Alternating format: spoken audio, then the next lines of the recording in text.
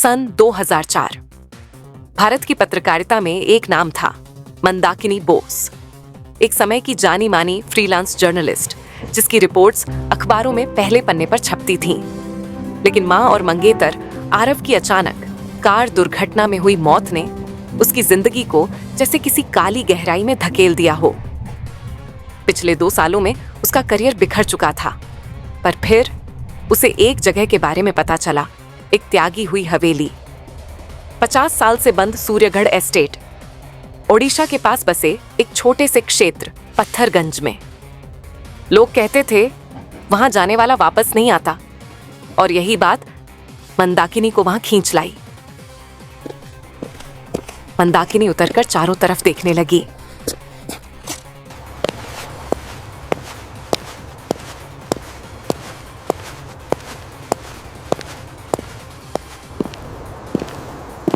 Station पर सिर्फ एक रेलवे कर्मचारी था।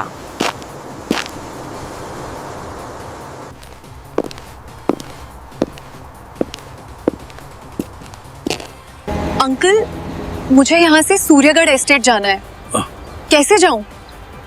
बिटिया, कौन जाता है वहाँ? 50 साल से सुनसान पड़ा है वो मकान। लोग कहते हैं जो भी अंदर गया लौटकर नहीं आया।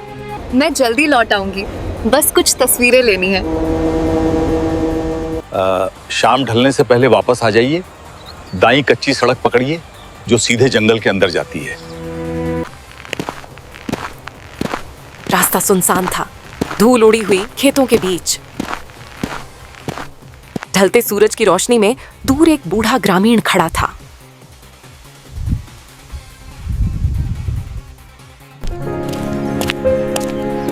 बाबा, ये रास्ता सूर्यगढ़ एस्टेट तक जाता है क्या? उस और मत जाइए, वहां रात रुकती नहीं, सब बदल जाता है।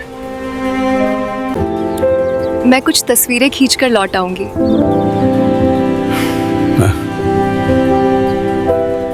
लेकिन मंदाकिनी के लिए यह बस एक लोक कथा थी।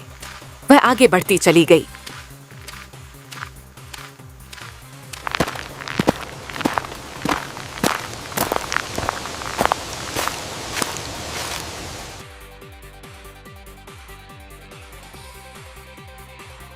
वह हवेली के मुख्य गेट के सामने खड़ी थी, पुराना पर किसी बीते जमाने की शान लिए हुए।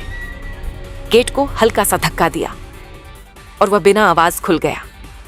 अंदर का सन्नाटा एक अजीब तरह की ठंड अपने साथ लिए हुए था। यकीन नहीं होता, इतनी खूबसूरत जगह को यूं वीरान छोड़ा हुआ है।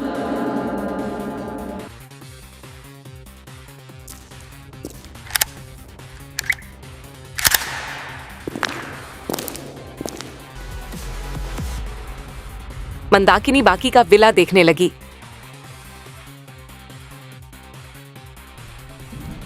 हर कमरा शांत और अधेड़ था, और ऐसे अनगिनत कमरे थे।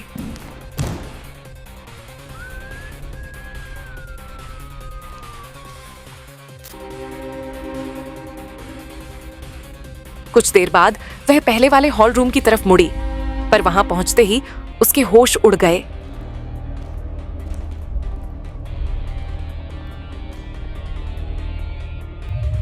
ये कैसे हुआ? दरवाजा कहाँ गया? अभी तो यही था।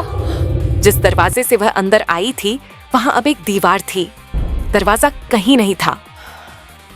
मंदाकिनी ने उस विला के अंदर हर जगह देखा, शायद कहीं बाहर निकलने का कोई रास्ता मिल जाए।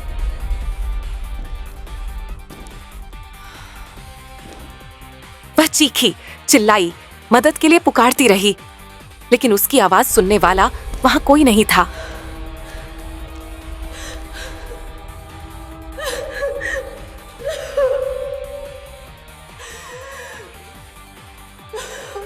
और तभी कुछ अजीब हुआ। मीनू, मैं यहाँ इंतजार कर रहा हूँ। मीनू, और मीनू, हे मैंडी, तुझे मेरी याद Love नहीं you. आती? आरव, मम्मी, कहाँ हो तुम लोग? सारी रात मीनू? वह उन आवाजों का पीछा करती रही। मीनू हे बेटा, मैंडी, मीनू, लव यू। आखिरकार सुबह होने से पहले उसकी आंख लग गई। अगली सुबह जब वह उठी तो उसने देखा कल जो दरवाजा गायब हो गया था आज वह खुला हुआ था। वह बिना समय बर्बाद किए दरवाजे की तरफ भागी और फिर उस विला से दूर भागती चली गई।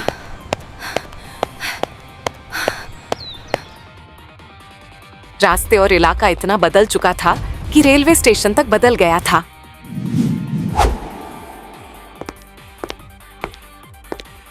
मंदाकिनी रेस्टरूम की तरफ भागी और फिर उसने जो देखा, भारतीय रेल सभी यात्रियों को नववर्ष 2026 की हार्दिक शुभकामनाएं देती है। ये कहानी सच में एक्सक्लूसिव है। इसने एक ही रात में मेरी जिंदगी के 20 साल छीन लिए।